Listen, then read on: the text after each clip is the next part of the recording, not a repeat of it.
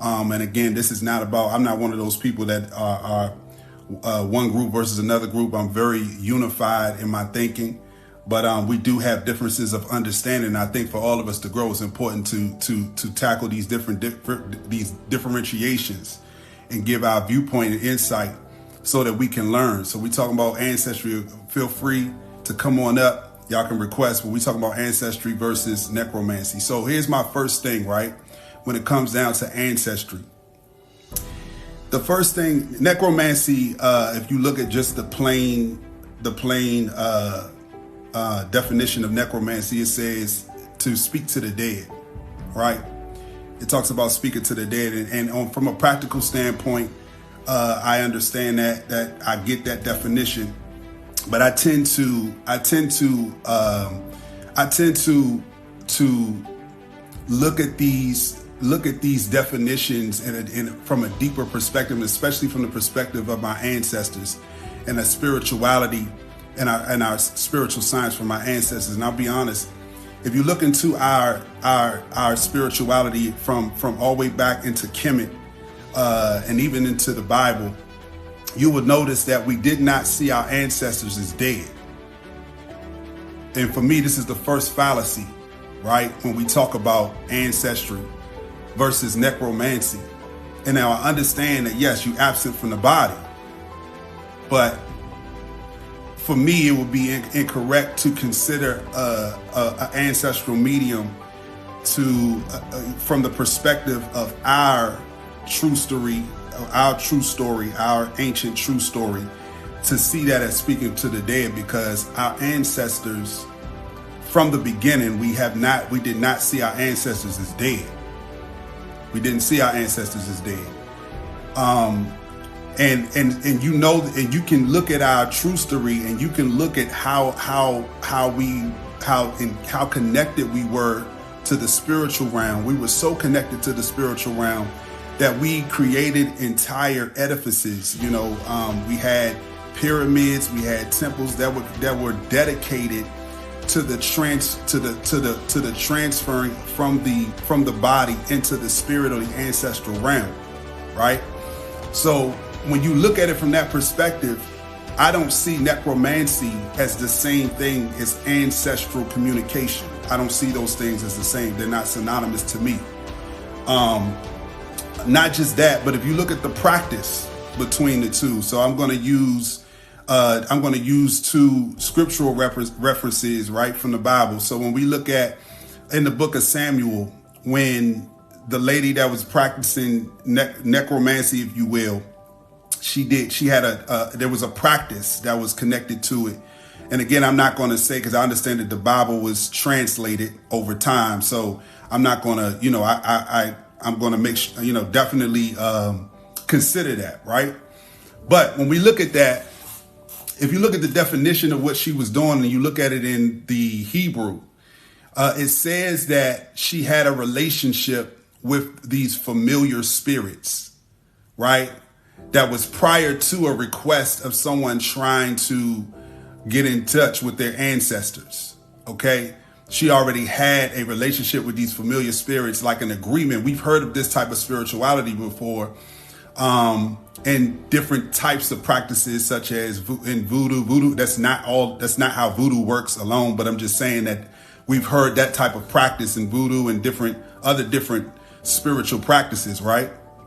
Blessings and abundance to everybody, right? So with that being said, let's compare that circumstance when Saul was trying to get in touch with Samuel, right, through this medium, who already had a relationship with these spirits that was already there, and she had a practice of how she connected to them, which was her medium to the other side. Now, we'll talk in a minute about what familiar spirits are. But then we have on the other side of that, we have Yeshua, right? We have Yeshua, who on the Mount of Transfiguration, notice that there is no familiar spirits. There is no sacrificing of animals. And I'm not demonizing sacrificing of animals, because I know that was in the Jewish practice all the way through the Torah, right? So I'm not demonizing that. But what I'm saying is Yeshua was the model and the arrival of a human being coming to the place of the fullness of their divinity. So Yeshua, right? Notice that he's just praying, right? And yes, we can argue with, he's praying, meaning meditating. He's praying. He's doing it with two other people, right? So he's practicing that principle of when two or three are gathered, right? God is there also, right? The principle of one can put 1,000 to flight, but two can put 10,000 to flight, right? So in the Mount of Transfiguration, notice that Moses and Elijah show up to Yeshua without a medium, right? There's no medium. There's a direct relationship that happens. There's already an established direct relationship. Now, not only that, remember that when this happens, his cousin John already passed away. And if you look back in the same scripture, it says, he says to his disciples when they're asking, who is John? And Yeshua says to them, if you have the eyes, if you can understand, John is actually the return of Elijah.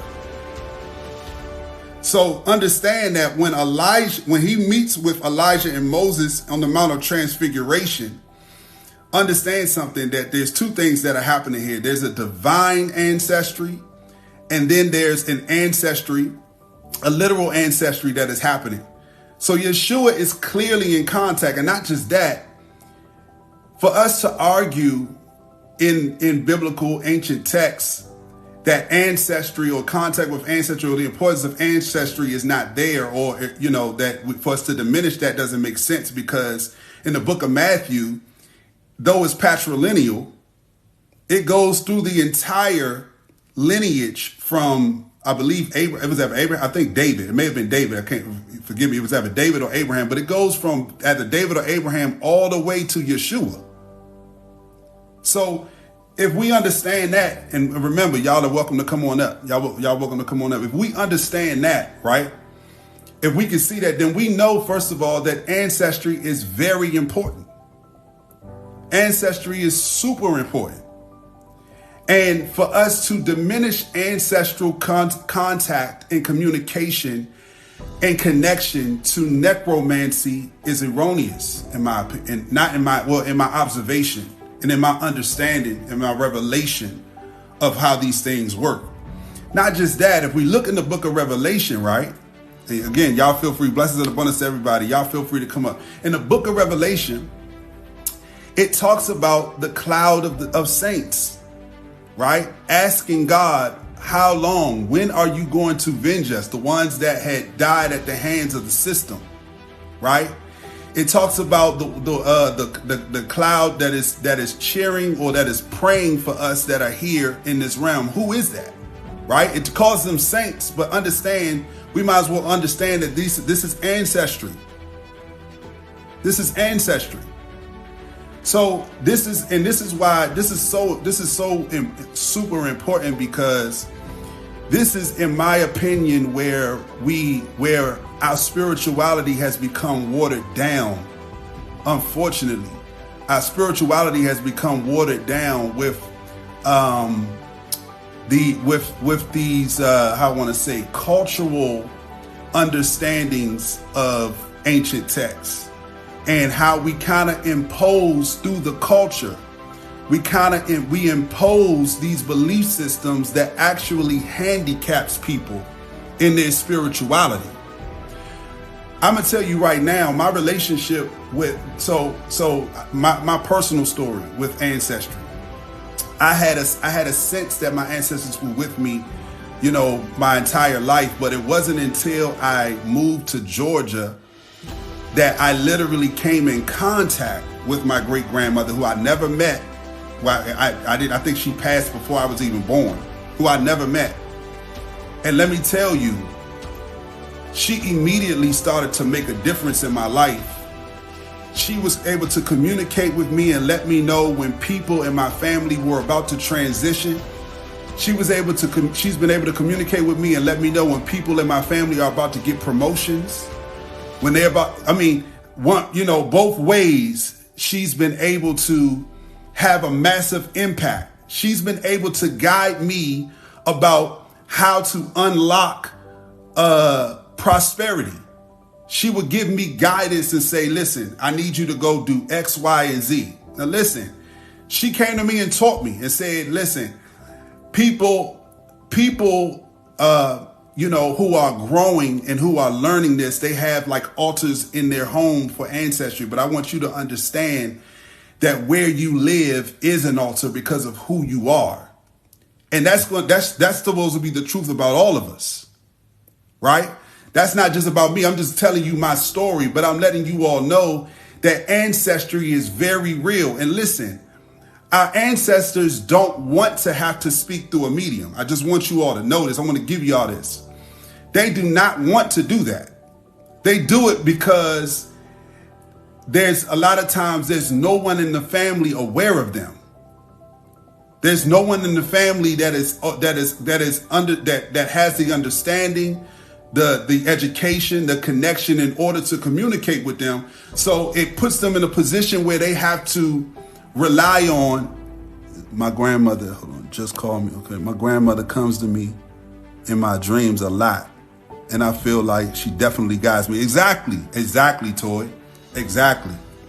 That's what I'm saying. And they're there. Listen, this is what we got to understand, that just because they transition to the ancestral realm does not mean that their assignment is over.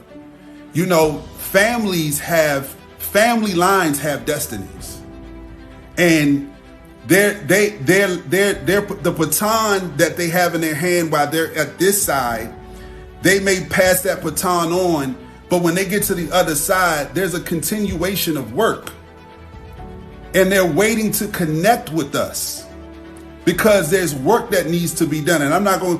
I don't know how deep I'm gonna go on this, but even I'll say this. Some things I'll save for later. But the point is that our ancestors are very, very vital, right? They are very, very vital to the fulfillment of our purpose in life, our destiny, the prosperity in our family. Like, understand this. Before Yeshua was about to embark on the hardest part of his purpose, right? In the text, which was to accept this termination of his life, which he didn't want to do. What does he do? He reaches to his ancestry. Elijah and Moses have to show up, right? They have to show up in order to give him comfort because of what is about to happen and what he's about to go through, which he feels like, honestly, he gonna do it, but he feel like, man, I don't know if I can do this. He's bleeding, and this is not, we're not arguing whether or not, we believe that this is true history or whatever the case may be, or whether it's an analogy. It's not about that. We talking about the principle. The point is that Yeshua, who is the model of a human being reaching the highest level of divinity, right, had to reach out to his ancestry in order to accomplish the hardest aspect of his purpose.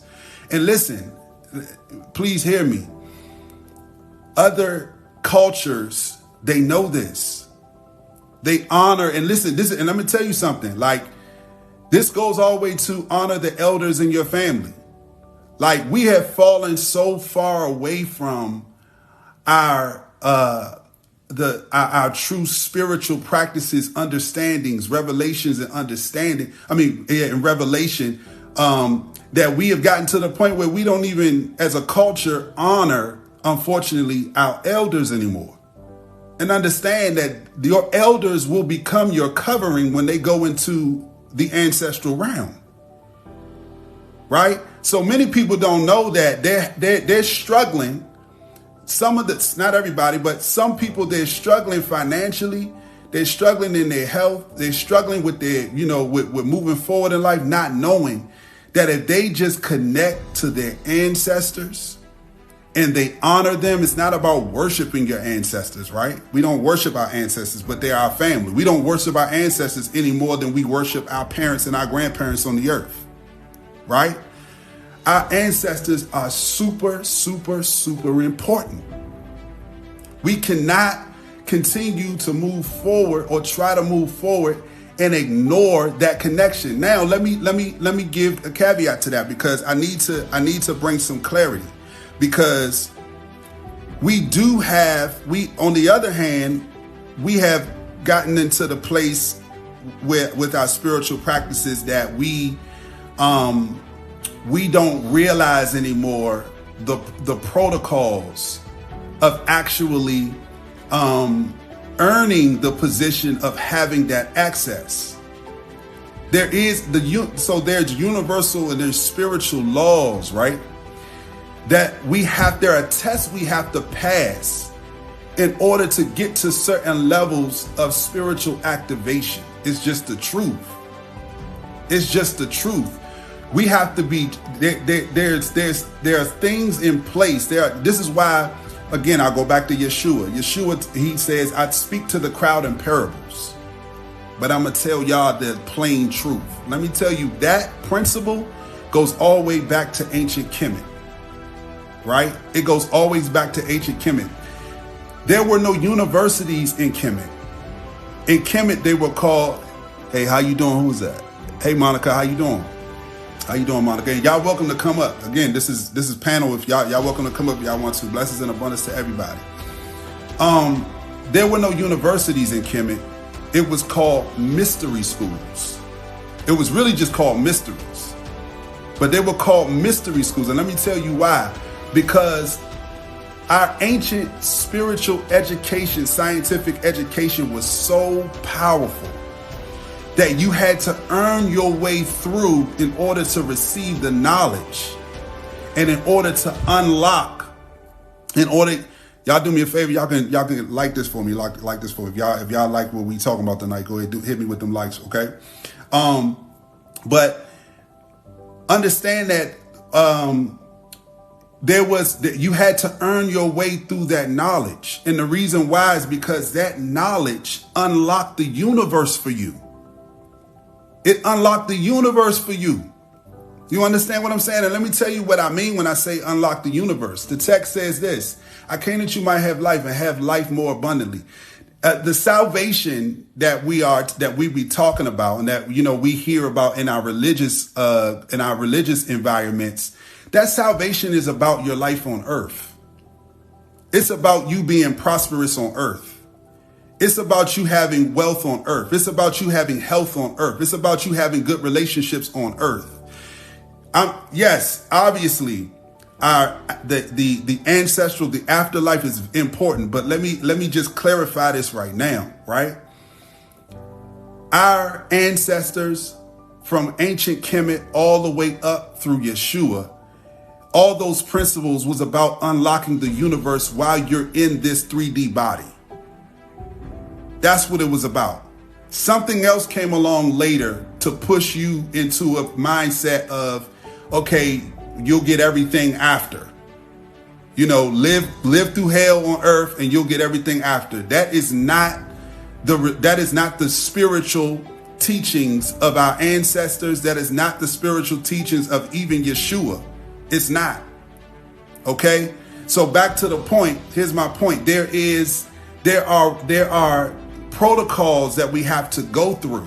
My grandmother, I know that my family was with me since I was a teenager, because I would have these experiences. I'll give you a quick example. It's a funny one, but it's real though. It's true. So, I'll be honest with you. In class, sometimes when I was in high school, I'd fall asleep in class. Certain classes or whatever the case may be. And I knew I had a male ancestor. Nobody would be around me. Nobody would be touching me, but I'd be dead in the middle of that seat, and I would literally feel somebody smack me. And obviously we know that we had friends that could do it and they act like they, no. This was consistent. I knew somebody was like, wake up, you in class. That happened year after year after year. So that was my sense. That was just a sense of, okay, I know somebody's with me, because they are literally, they are disciplining me, as an elder. They like, no, this is not acceptable. right? But I'm going to be honest, it wasn't until I was in my 30s and I moved to Georgia that my grandmother was like, okay, first of all, I had to obey the call, because I was being told 2 years before I moved, it's time for you to go. I'm calling you to Georgia. It's time for you to go. And listen, this is how it went real quick. This is how it went. I heard the call. I was literally in Georgia for a training for my job at the time. And I had told the person that was training, that was also like on the management team, I told him, listen, if something comes open in Georgia, I said, and listen, I wasn't settled yet. So I said, if something comes open, let me know. I'm not saying I'm going to take it, but just let me know. Listen, he called me the next week right after I had flew back to DC, where I'm from. He called me the next week and said, hey, we actually have somebody that's retiring and we need somebody in the position. So this is perfect timing. I couldn't even escape it. And the whole time it was obviously God, but it was my ancestry. It was my ancestors, my grandmother pulling me into this direction, saying, come on, it's time for you to reconnect. It's time for you to take the family into another dimension, another level. It's time for you to go to the next level in your destiny and your purpose. Right. So boom, they tell me, look, take 8 weeks. Let us know. Boom. I went and got some confirmation. I went and got a reading, a couple things just to see. Everything was saying confirmation, go. Yep. You're supposed to go. Yep. You're supposed to go. So they, not only did they give me they told me, no, everything went smooth with me moving, finding a place to stay. When I got down here, like, prosperity was just everywhere. Not only for me, but I'm talking about my friends, my family, like opportunities were just coming at me from everywhere. And people around me, due to those opportunities, was bringing in thousands of dollars for their family. And that all was happening. And that wasn't no business, of course it was something legal, but it wasn't no pyramid or nothing like that. It just was, at the time, things were happening over and over again to bring not just prosperity to me, but people around me. So that, anyway, all those things happened because I heard the call. And when I got here, finally, my grandmother began to clearly speak to me and say, listen, I'm here. And listen, and started to tell me who I was and take me deeper into my Akashic records and let me know what my name was, where I came from, where I returned from, the time that I returned from, the life cycles, etc. Like, literally it changed my life. It changed my life, right? So it's super important that we reconnect with our ancestors and that we understand how that relationship works and that we build on that relationship. So I encourage you, like, I know that in our religious circles, there are a lot of people that are shunning and saying that, necromancy, talking to the dead. Our ancestors are not dead. Let me say something about the dead. You know what was crazy? Y'all gonna hear me reference Yeshua a lot. But you know what was crazy? When Lazarus was dead, Yeshua said he was asleep. When the rich young ruler said to him, I want to follow you, but let me go bury my parents who just died, he said, let the dead bury the dead. So Yeshua called living people dead, and he called a dead person sleep. And that says a lot about the spiritual the spiritual level that Yeshua was on, and his understanding and revelation of what dead meant in our culture and what sleep meant. Right? Yeah. So he was saying that the dead are people that are disconnected spiritually from who they are. That's who's dead. But you're not dead just because you absent from the body. No, Lazarus is my homie. I know Lazarus. Lazarus' spirit is right. So he's not dead. He's asleep. Right? So this stems from all the way back. This is why even when they call the Dead Sea Scrolls, there was nothing called the Dead Sea Scrolls. That's an interpretation. Because we didn't have anything, Kemet didn't have anything dead in it. There was nothing dead. And you can see how they honored the people that were transitioning. They had this whole system of making sure that the people that were transitioning into the ancestral realm had guidance on the other side. So that tells you how connected they were to the ancestral realm, and that they did not see their ancestors as dead. Clearly.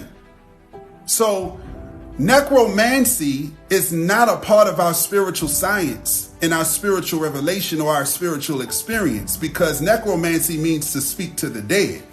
We're not speaking to nobody that's dead. Our ancestors are not dead, right? And they even snuck it in the text where they say, can you call Oru's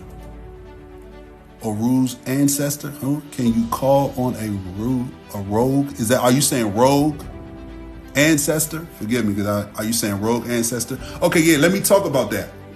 I'm glad you asked about the ancestor. So this is important too. This is why it's so important that we go through the spiritual protocols when we are connecting with ancestry, and that we're doing it on time. Meaning that when we're ready and when we have reached a divine level, that we've earned it. Why?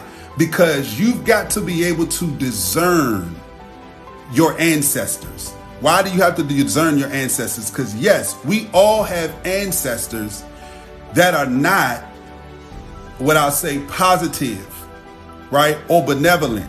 We have ancestors on the other side that are in the dry places, right? That are not healed, that carried into that side things that they have not been freed from. Okay, let me go in the text real quick and just kind of back up what I just said, because the Bible talks about paradise, Abraham's bosom, and it says that this guy named Lazarus, there's a lot of Lazaruses in the Bible, this guy named Lazarus was in the dry place, right? Was in the dry place, and said to Abraham, please send one of your descendants to drop to just take a drop of water and drop it on my tongue, right? So they were in the dry because, and I'm not going to go deep into that tonight, but this is a real thing. On that other side, there are dry places, and then there's paradise, right? It's not hell. I'm not talking about hell, but a dry place, okay? So there are ancestors that you don't want to be in contact with. She said, go deep. Okay. All right, I got you. There are ancestors that you do not want to be in contact with, because they are not going to bring you any good. There are ancestors on the other side, unfortunately, that will use you for the wrong thing, that will transmit thought processes that are not your own, that are not positive. Okay. So you got to understand that this is why it's so important that understand this. We see Yeshua, even though we know that in the translated Bible today, that there's, from 12 to 30, everything is missing unless you go into the Nag Hammadi, right? Unless you go into the Nag Hammadi or the Gospel of the 12, you don't see what was going on. But the point that I'm making is that notice that Mountain of Transfiguration happened at a specific point in Yeshua's life. He had to earn his way, right? You had to earn his way to get to the place where he was able to communicate with the other side, right? Because you got to have understanding about what's happening in the spiritual realm. It's a place with a function, just like anything else. It's a place with a function. It's a place that has amazing, beautiful things happening. And it's also a place that has things happening that you don't want to be a part of. So we got to be careful. And this is why I don't just encourage people to just start trying to communicate with ancestors. Not just that, unfortunately, some people treat their ancestors like they're a genie in the bottle. We don't want to treat our ancestors that way.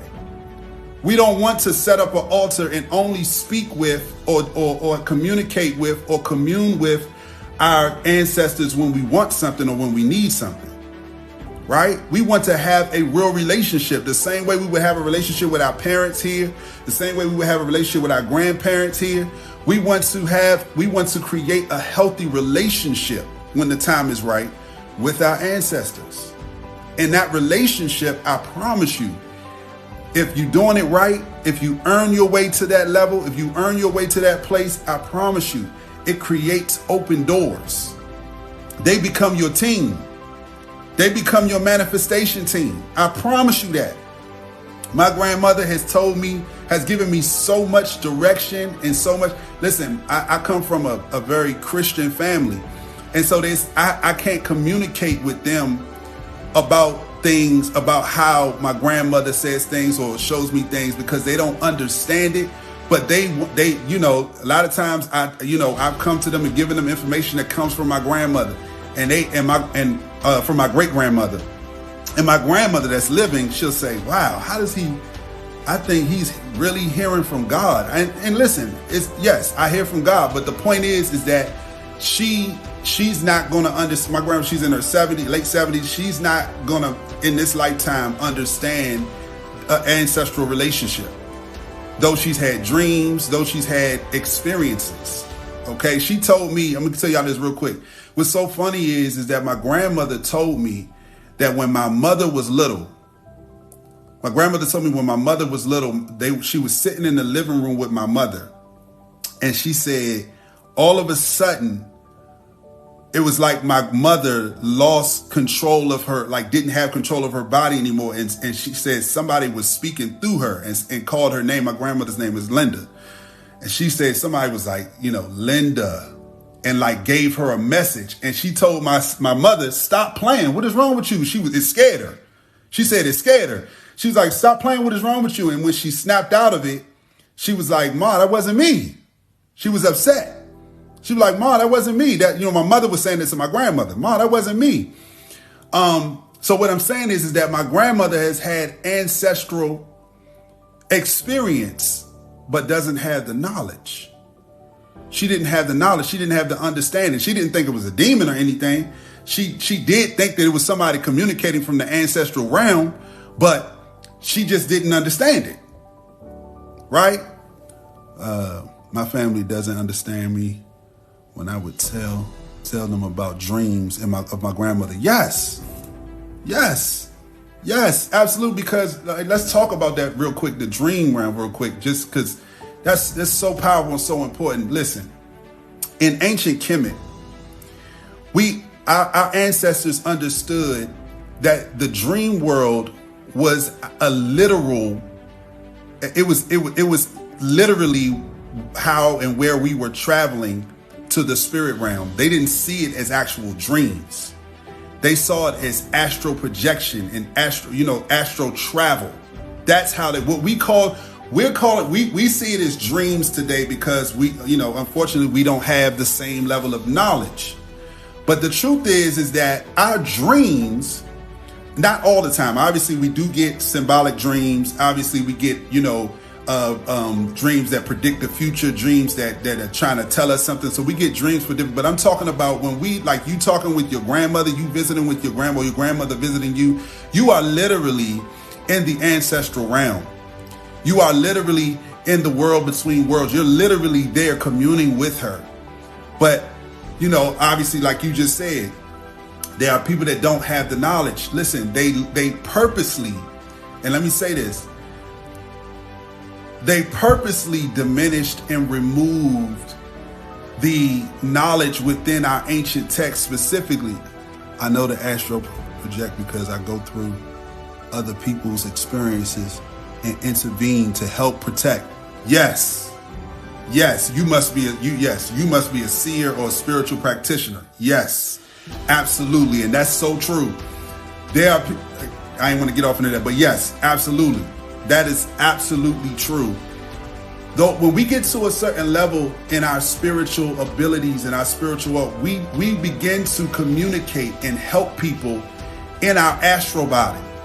We literally get to the place where we can go to people's houses on the earth or go into people's circumstances, go into their future, go into their past. Like we literally have that ability. And listen, this is all communicated in ancient Kemet. It's all there. The dream realm is a real place where we go and we communicate and we have experiences.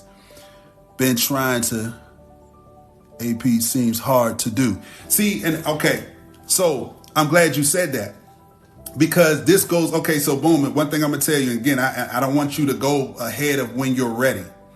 But one of the things that will help you is the lotus flower. Okay? Am I telling you that right? Yeah, I think it's the blue lotus flower. The blue lotus flower.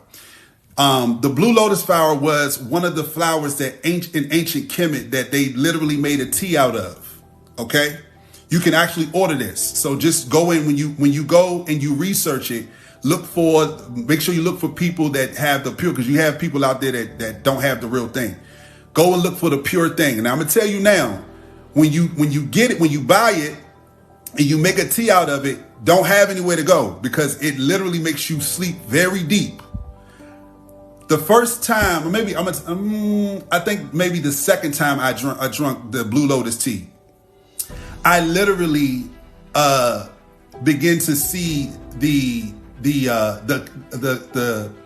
I saw the equations. I saw the equations within the frequencies of the universe and how they connected.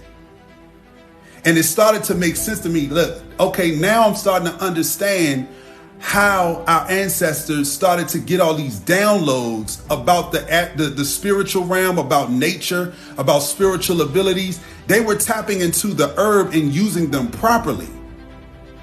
Right? Now, obviously, still, I want to tell you this. Even when we do tap in and use the herb and use different things to help us to connect, again, please remember this and understand this is very important. You have to be at the place where you have gone through those and I'm saying this for everybody, where we have gone through the proper channels, protocols, where we've earned our way there. Let me tell you why this is important. Because if you enter into a realm before you're ready, you can end up having an experience that is not good at all. I'm gonna tell you that right now, right? There are wandering. First of all, we know that we have it, in this realm we have the disembodied Nephilim that are on the other side. We have, we have to contend with, like I talked about before, ancestors that are not, in the best space. You have to deal with principalities and powers that may understand what your future looks like and wants to get the jump on you. And these are real things. Please understand, these are real things in the spirit realm. So we don't want to jump the gun. We want to be wise and we want to be led, right, by the Holy Spirit, by our spirit guides, by our ancestors. We want to be properly prepared. And listen, there is no cheat code. And so this is where, I'm gonna go back real quick to this. This is where I see the difference between a necromancer and an ancestral medium. See, I see certain spiritual practices as hackers. And let me be frank about what I'm saying, as hackers. And let me say, we all know what a hacker is. Like, we know the concept of someone hacking the system, right? You have spiritual hackers.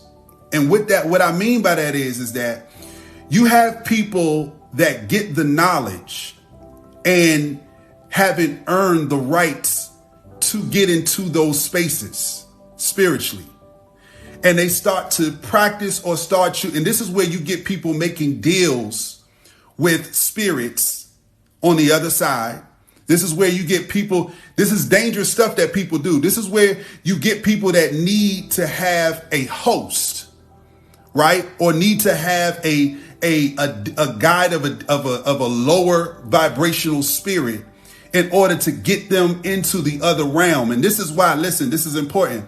This is why when Yeshua would show up somewhere, lower vibrational spirits they would automatically bow to Yeshua's authority. And the reason why is because Yeshua had passed all the rites of passage. If you go to the text, notice this. Yeah, cheat. Exactly. Listen, I was falling into a deep sleep once and started hearing chanting and whispering. Right. Woke myself up immediately. Right. Exactly. Right. Exactly. And this is what, and so that's what I'm saying. Like that realm. And this is not about obviously fear, because this is our right. We are destined with purpose to operate in our spiritual gifts and in our spiritual abilities, and to unlock our access to the spirit realm. But remember, go back what I was talking about with Yeshua. Notice in the text that the text says that the Holy Spirit led Yeshua into the wilderness to be tempted, right, of Satan. A lot of people don't realize that the text says that. Notice that the text says that the Holy Spirit, holy just means anointed, right? Pure, whole. Holy Spirit led Yeshua into the wilderness to be tempted. Why? Because this was the rites of passage. The lower vibrational spirits cannot for you to show up as an authority, and as the authority that you are purposed to be as a spiritual being with spiritual authority. You cannot be vibrating on the same level as these low vibrational spirits, because you won't have any authority over them. So notice, right, exactly. F around and find out, exactly. So notice that Yeshua goes to be tempted, and understand this. If Yeshua doesn't pass this test, Yeshua does not become the Yeshua that we know to be. He does not become that person. He does not maintain and be the host of the Holy Spirit. He does not maintain that. He has to pass this test. And it's the passing of this test which was very difficult. Understand, it was very difficult, because listen, we read the text. We read the text like, okay, he showed them all the kingdoms of the world. No. Imagine, let's real quick translate that. Imagine that you are destined, right, to be a divine leader. And you know exactly where your destiny or your purpose is leading to. And here comes this person with this opportunity for you to become the king of Rome. And today, let's just say the the president of the United States, or the CEO of Apple, right? Or the CEO of whatever major company. This is essentially what he was offered. When it says that Satan showed him the kingdoms of the world, said, I give you everything. Like, you got to imagine choosing, okay, I'm going to lead my little community and try to make them better and try to lift them into their next dimension spiritually and suffer through it. Or I'm going to take this cushy job. Beware of the unseen wisdom of the beware of the unearned wisdom. Right. Exactly. Beware of the unearned. Exactly. Yeah. So, imagine you get offered that, the greatest job in the world versus becoming a spiritual leader, a real leader that's going to have divine power, right? And that's going to have respect, but at the same time going to go through some suffering. Most of us are not going to choose to do what Yeshua. Let's just be honest. Most of us would not have chosen. Let's just be real. We would have took, make me the CEO of Apple. I do that. Or make me the Secretary of State. Let me get that. I want to, that's what we would have done. Let's keep it real. Right? But he had to, and understand this, we have to go through these rites of passage, because you will encounter spiritual opposition based on who you are. You understand?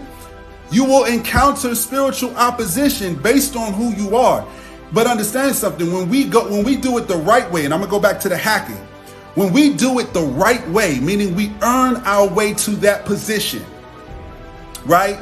Then we're operating in an authority that there is no strain. There is no strain. You ain't never see Yeshua. Yeshua showed up, they engaged him. Look, please don't make us leave the area. Right? What's a principality? A principality is a prince with no territory. So a principality is occupying a space that doesn't belong to it. Yeshua was the rightful owner, was the one with the spirit, with the divine right to be where he was, right? So anytime he showed up, anytime there was an unclean spirit in the place, it had to immediately acknowledge him as the one that had the divine right. And they had to do whatever he said. There was no question. Why? Because Yeshua earned his way. And that was his whole point, to model this for us. So again, the other side of that is the hackers. You want to be careful about that hacking. You want to be careful you don't want to be a hacker, because let me tell you, that hacking is a trap. Spirits do deals because spirits those unclean, low vibrational spirits want to have a host in order for them to come through and do their bidding. That's the evil side. Right. Exactly. And again, that's what Yeshua was contending with. Notice with that spirit, with that low vibrational spirit, that Satan spirit was saying to Yeshua, if you worship me, worship means obey. You got to be careful, because these low vibrational spirits, they looking for somebody to just do their bidding. Parasites, exactly. It need a host, exactly. That's exactly what it is. These parasitical spirits, okay, that are looking for a host. We don't need that. We don't need that. There's no part of us. There's no part of our spirituality. There's no part of us that needs to have a parasitical spirit a part of our spirituality. In no way. You have everything you need. Just continue on your journey. That's it. Exactly. She said, not today. Though. Exactly. Continue on your journey and earn your way through and be led. Be led. Okay? Be led. But on the other side of that, unfortunately, we've had, what time is okay? We're going to be about 8 more minutes. Unfortunately, we've had, in the religious sector, in the religious side of things, we've had people demonizing processes that would empower people. We've had people discouraging. So Jesus coming back with the keys to hell was a test. So Jesus coming back with the keys to hell was a test. Tell me what you mean by that when you say that it was a test. What you mean by it was a test? But yeah, demonizing these processes, right, that would liberate people. Ancestry is a liberation. It is a privilege, a spiritual privilege to liberate. Yes, exactly. We've been oppressed. Exactly. Right? Your ability, right? Divine right. Exactly. So you've been locked out of the reality and the practicality of your spiritual abilities. So you've become what they've created, right, through this, Catholic, and again, this is nothing against any religion, but this is just the reality of the history. That Catholic system that is still ruling in the religious spaces today, especially where a lot of us are residing, right? And listen, I love church and all that, I ain't got no problem with it. But the point that I'm making is that the religious system keeps you powerless. That's the problem. It keeps you powerless. Thank you. Thank you, Rachel. Thank you. That's right. Religion ruined us. Absolutely. Absolutely. It keeps you powerless. And what it teaches you is that God is outside of you and that you need to be looking for, something outside of you. You don't expect to have any kind of ability, any kind of power. There's no power inside of you. You're constantly need to be, you're not worthy. You have no, that entire mindset has set back so many people from being free. Because understand, Your prosperity, your health, your family, your relationships, all of that begins with the activation of your divine abilities. All the things we talk about, let me tell you, so many people, let's talk about manifestation for a second. So many people have been trying to unlock the secret of manifestation. Okay? So many people have been trying, and listen, I'm watching so many different methods, and there are methods out there that absolutely work. People are writing things down several times. They're visualizing. Notice this. Do you all notice that when we look at the example of Yeshua does pray a lot, meditates a lot, fast, okay? So there is a lifestyle to being what I'll say for now, for lack of better words, a lifestyle manifester. There is a lifestyle. I don't want to diminish that. There is a lifestyle to it. But understand something. When you start to operate in your divine truth and you start to unlock the power that is inside of you. I don't know who this is. If somebody trying to come up, let me know. Let me know, say something in the chat, because I don't want to just, sometimes people come up here playing. Put it in the work. Exactly. So when you operate and you activate your divine abilities, you understand that you don't have to work hard to manifest anything. You don't have to and nothing wrong with practicing, right? But I'm telling you the truth. You don't have to. Let me tell you why you don't have to. Because when you start to awaken the divine identity inside of you, here's what's happening. You are awakening the God that is in other words, God is already God, right? The unified consciousness, whatever you want to say, God is already God. God resides in you, but that doesn't mean that we're accessing. When you get to the point of accessing it, what happens is you and God become one, right? And when you become one, here's what that means, that you have natural God thoughts. You have natural God thoughts. So what I mean by natural God thoughts is that you have the natural thoughts of how you're powerful, how you have a purpose, how you're destined for greatness, how everything works out for you, no matter what. This becomes a natural culture for you. You naturally start to think this way. And do you know what happens when you start to naturally think that way? Everything in the universe starts to recognize your name. So you in line at Starbucks and somebody pays for your coffee and you didn't expect it. Or God is omnipotent. Yep. And must therefore be within. Absolutely. Put in the work. Gotta feel it, embody it. Absolutely. Absolutely. So what happens is that, okay, let me put it in a way let me put it like this, right? You kept hearing Yeshua keep talking about who he was. Understand this. This is the key right here. I'm about to tell you, this is the key to manifestation right here. The key is not what you want. The key is not visualization alone. It works, but it's not that alone. The key is not how many times you write down something. The key is who you are. The key is who you are. Do you want to know why the key is who you are? Because the entirety of the universe and the creation inside of it knows exactly who God is. And when God becomes awakened in you, and you become, and that part, that identity rises up, guess what?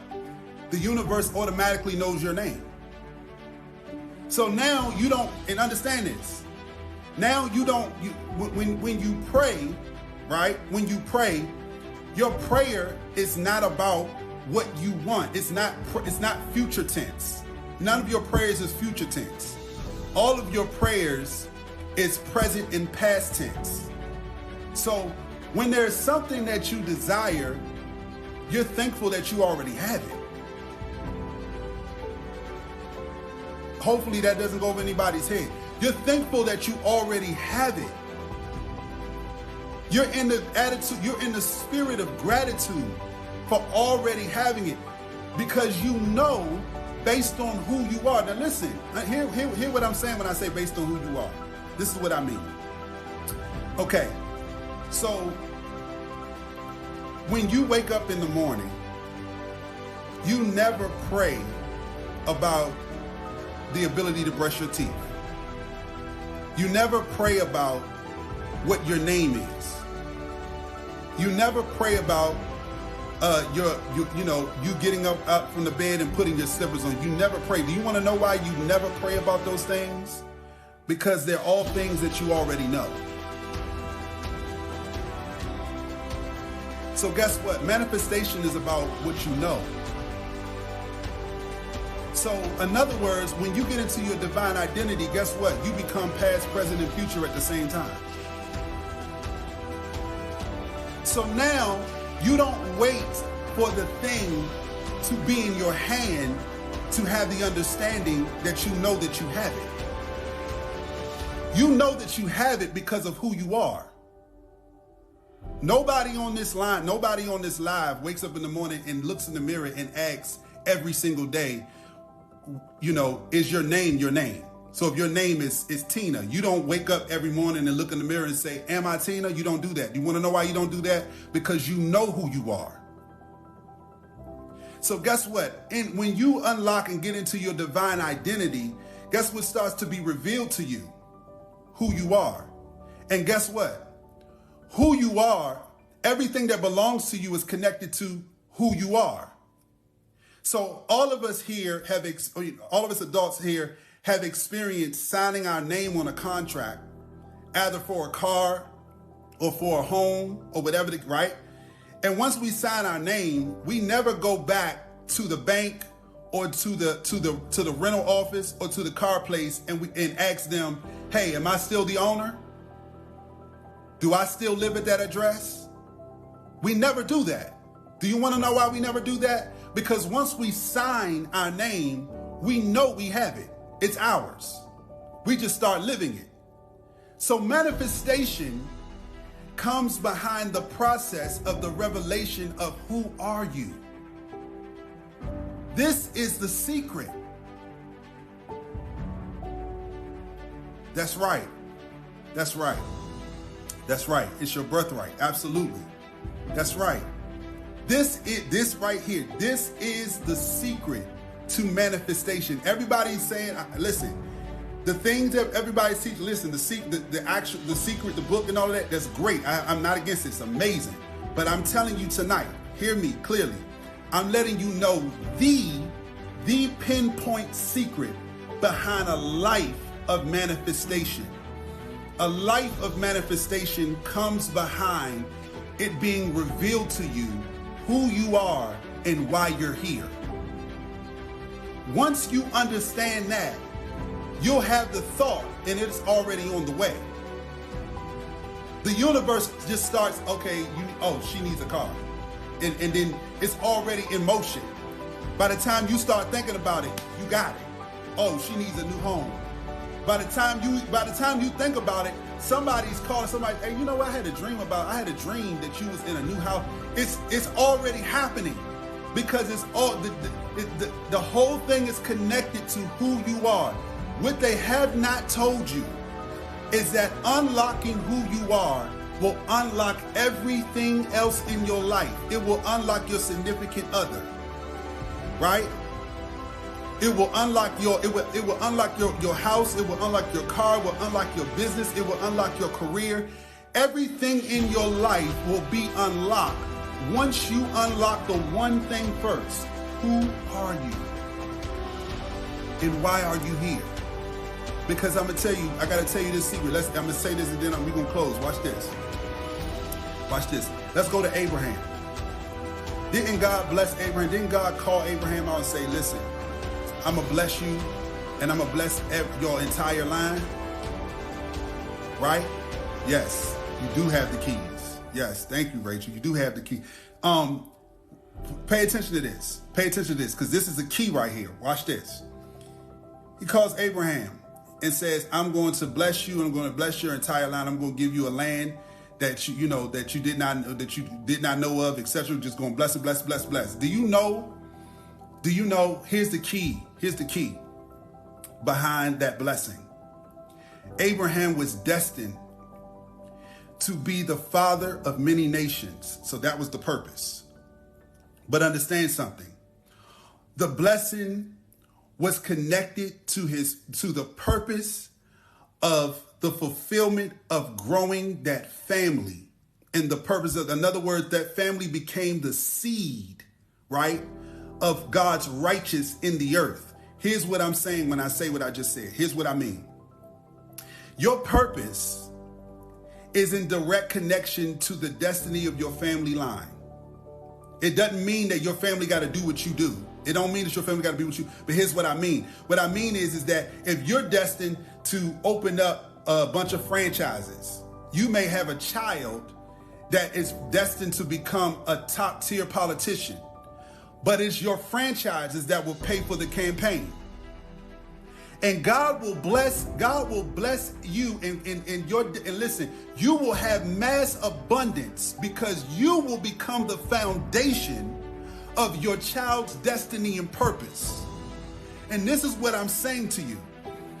Everything about your blessings, your relationships, your finances, your career, all of it is unlocked for you understanding and it being revealed who you are. Okay?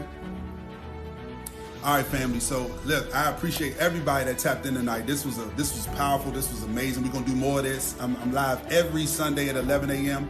and at 9 p.m. Okay. Listen, for everybody that was here tonight, real quick, I'm about to bless y'all real quick. Everybody that was here tonight, I'm doing giveaway, reading giveaways. Okay. So this is how this will work. All you got to do is either DM me, or you can go to my link, or you can DM me, however you want to contact me. Send me the hashtag tribe101, so 101 basically. Hashtag tribe101. And what I'm gonna allow you to do is get a reading and donate whatever you want from $1 up. You can donate as low as $1. Okay. The readings though are gonna be for love, career, I'll say love, career, and purpose. Oh, love, career. There's another one that I'm missing. I can't think right. But love, career, and purpose. I'm not going to do ancestry because that ancestry is very, heavy, okay? But love, career. Listen, everybody that's here tonight that rock with me, and this is what I'm going to do. For everybody that comes into the lives on Sundays, I'm going to be doing giveaways. If you need a reading, all you got to do is send me. And what we're going to do is I'll do the pre-record reading. So in other words, you'll be able to just go to my site and you'll see how it works. But basically, you send me a couple questions, I'll do a recording for you, answer it, or give you a reading, and I'll send it to you, okay? And you can do it as low as $1, okay? So that's for everybody that was on the live tonight, okay? That's everybody. I'll know that you was on the live, and I know you was here to the end because you will know this information, okay? So listen, everybody, again, what it is hashtag tribe101. So that's the date, basically. Hashtag tribe101, 10-1, okay? And I'm going to take care of y'all, okay? I love y'all. Everybody be blessed. I'm going to see y'all here again next Sunday. I'm live at 11 a.m. and 9 p.m. Y'all have a blessed week, man, okay? Y'all know, keep it sending.